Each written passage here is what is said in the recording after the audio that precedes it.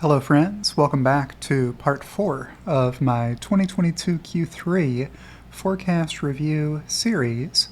So watch parts 1 through 3 first, and then watch this one. Or I guess, if you're trying to live life on the wild side, you can watch them out of order, and I don't guess that'll screw too much up. So here is the last slide that I reviewed, which was slide 7 of 30 that I tweeted out in my forecast review thread about a week ago. The next slide shows Tesla non-GAAP earnings per delivery over the trailing 12 months. So for each of these quarters, it's showing you how much Tesla's earnings were on a per delivery basis. That's the total company's earnings. And then you just divide them by how many deliveries were there over that 12-month period that those 12 months worth of earnings occurred, right? And you can see there's a pretty clear trend here. Tesla used to lose money back in 2018 and early 2019, but they don't lose money anymore. These are all positive numbers since, and they have been growing with record earnings per delivery on a 12 trailing month basis being reported every single quarter since, including just barely Q2 of 2022, because Q2 of 2022 was better than Q2 of 2021. That's what happens each quarter when you calculate this number. The difference between it and the previous sequential number is just what changed year over year for the most recent quarter. You're going to drop the oldest quarter, you're going to add the newest quarter. So that's what's going on here. And of course, this is a weighted average, so it matters how many deliveries there were in each quarter to get to the right number. So I will talk about this box that I have here, where I noted that I've included an estimated $2 billion worth of deferred tax benefits from prior year's losses. So Tesla used to lose money back here. And in the IRS corporate tax code, if you've been losing money for any period of time, you're allowed to save up those losses and roll them forward.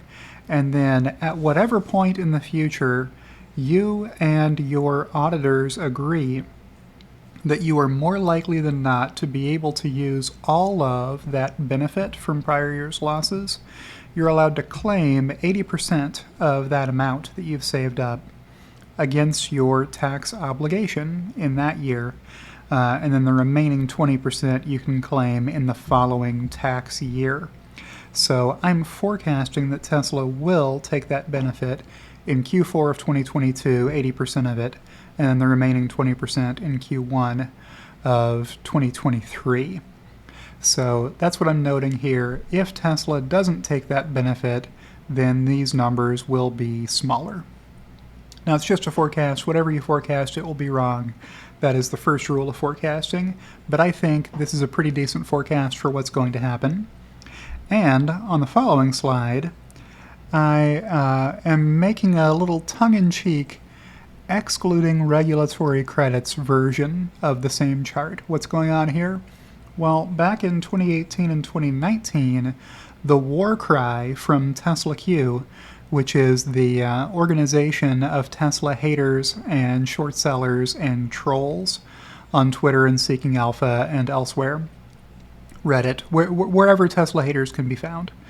They were saying, yeah, but Tesla's not profitable without regulatory credits. And back then, they were right. They had a point that if you just throw out regulatory credits from the bottom line profit number, it was a negative number.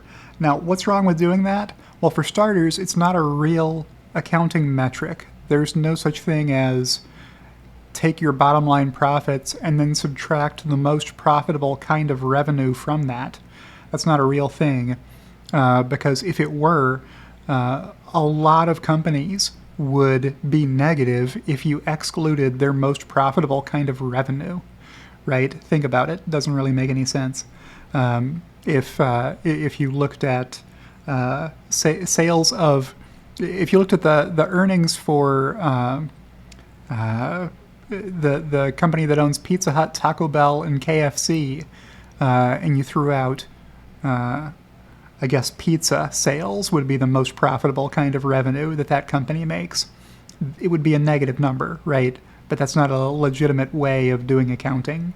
So even if you do that math, since 2020, it's been a positive number.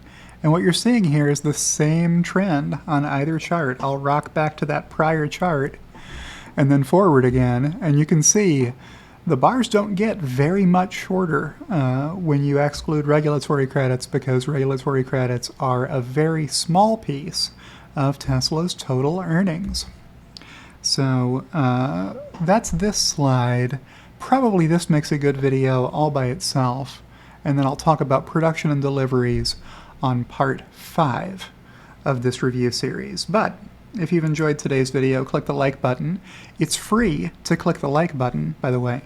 And what happens when you do that, just to let you know, the YouTube algorithm judges how good a video is based on how many likes it gets, and then they recommend your video to people like you. And then you can see the video. So subscribe to my channel if you don't subscribe to me already, and that'll help out my channel. And you can click the notification bell if you want to get notifications when I post fresh content. And I will see you in part 5 of this series.